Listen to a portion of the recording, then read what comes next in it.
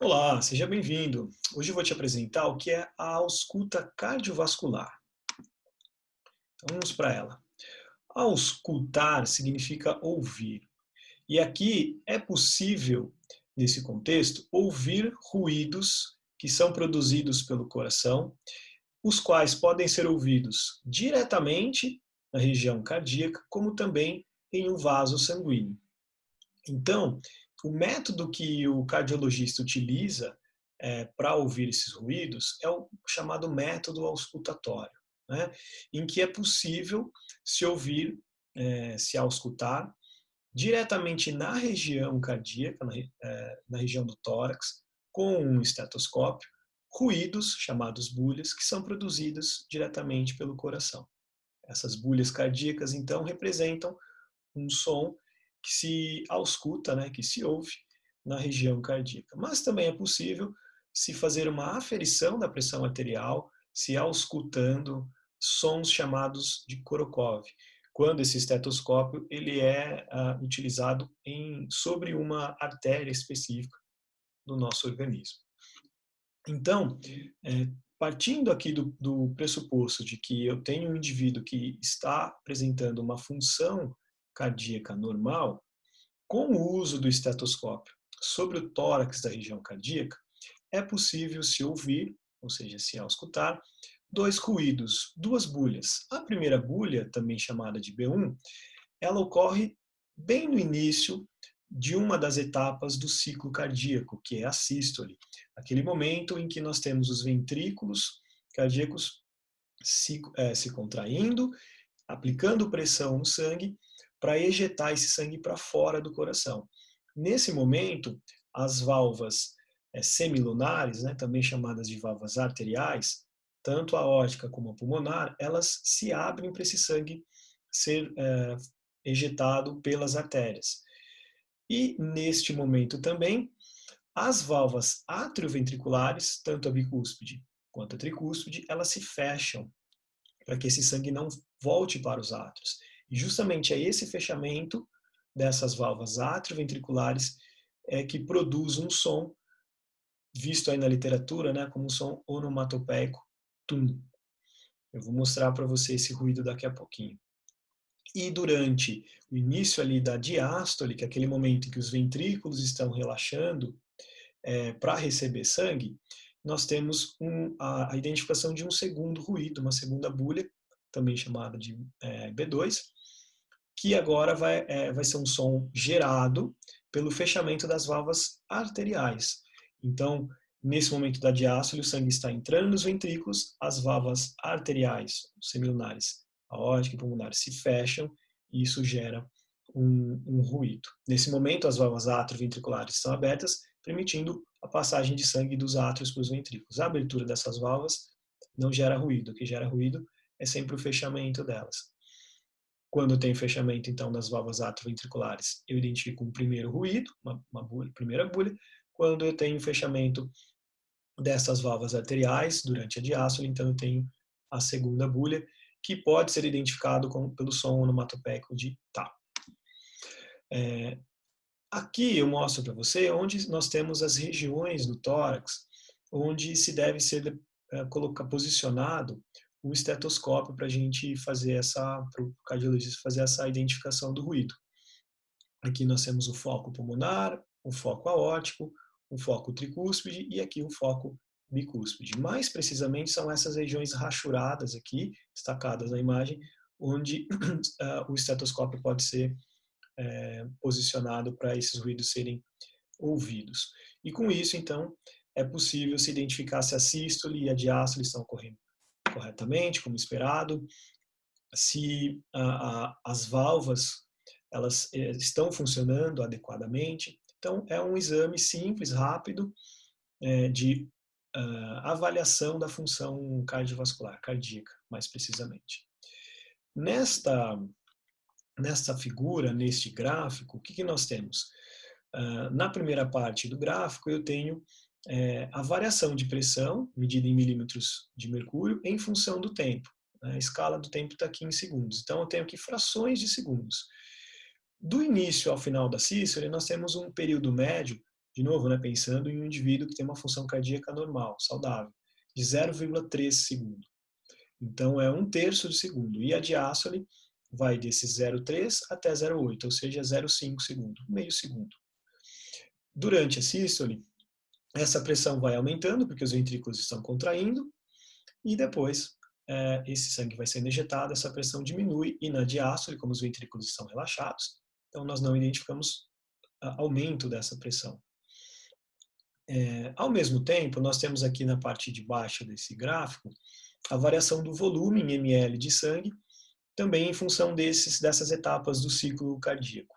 Então, já que na sístole o sangue ele é ejetado dos ventrículos, esse volume de sangue dentro dos ventrículos ele diminui ao longo desse processo sistólico.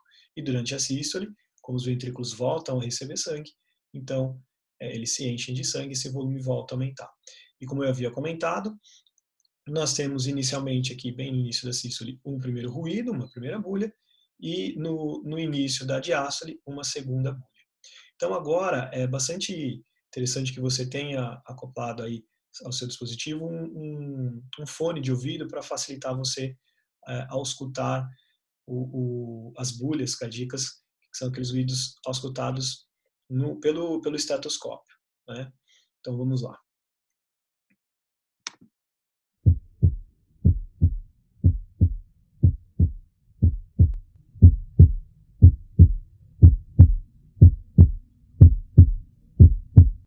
Ok? Bom, vamos lá.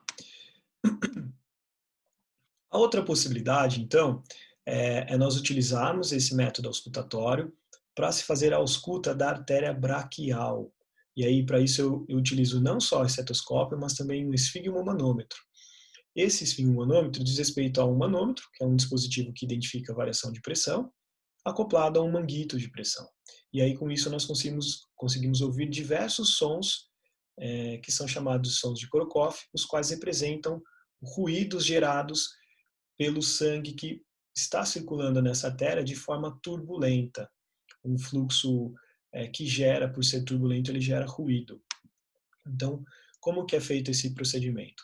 A pessoa que vai ter a sua pressão arterial aferida, ela deve estar relaxada, sentada, bem hidratada, confortável.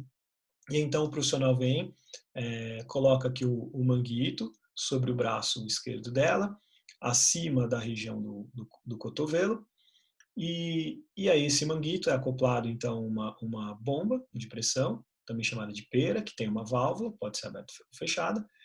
O profissional fecha essa válvula e começa então a pressionar essa bombinha que vai introduzir ar nesse manguito, o manguito vai inflar e vai pressionar o braço da pessoa, comprimindo a artéria braquial dela. Esse procedimento pode ser feito de outras formas, mas esse é o principal porque ele é o mais fidedigno. E aí, então, o estetoscópio é posicionado na região exatamente oposta ao cotovelo. E o profissional também vai ficar atento à variação de pressão no manômetro, que nesse caso está sendo representado por esse dispositivo aqui.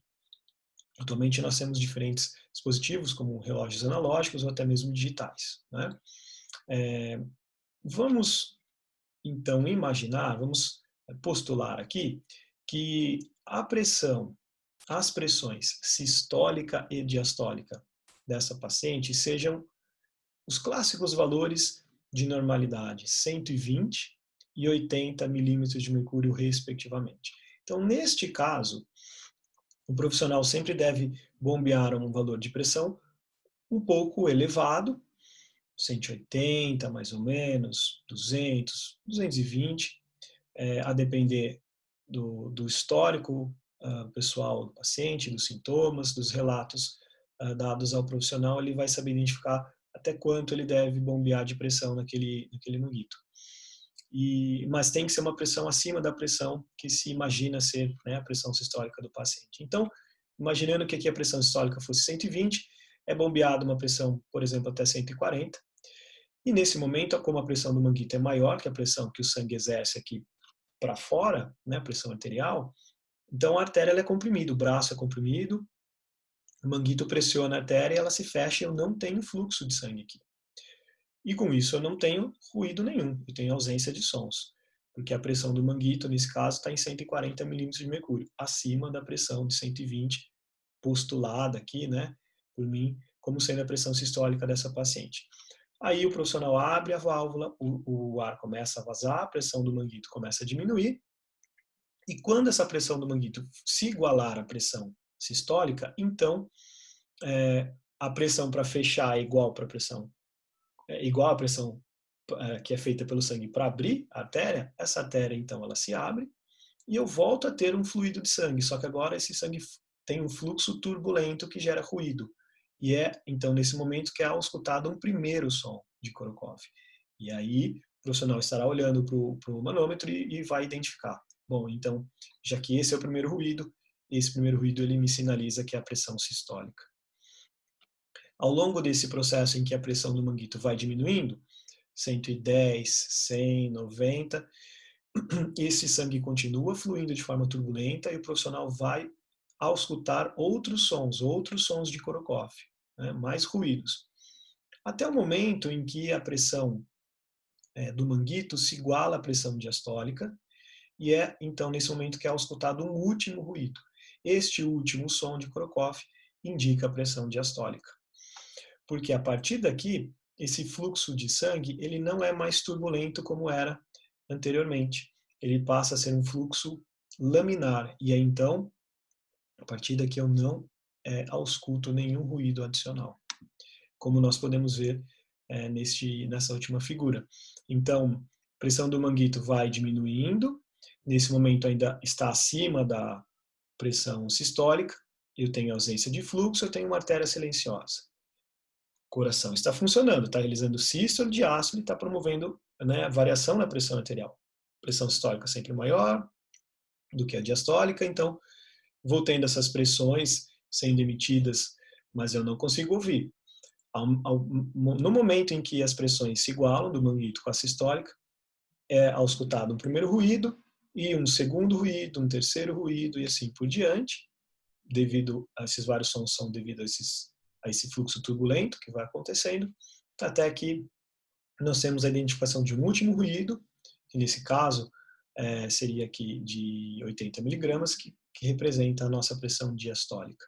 A partir daqui o fluxo é laminar, é um fluxo de sangue mais tranquilo, mais adequado, o fluxo de sangue continua, mas a artéria volta a ser silenciosa.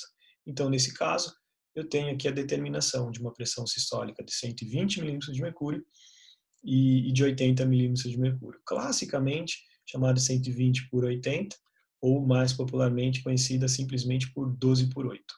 Né? Muito bem, era isso que eu tinha para apresentar para você. Se você gostou desse vídeo, me avise, dê o seu like, compartilhe com algum colega seu que você acha que essa informação possa interessar. Se você ainda não se inscreveu no canal, está esperando o quê? Temos outros vídeos aí interessantes para você também, tá bom? Até a próxima, valeu, tchau, tchau.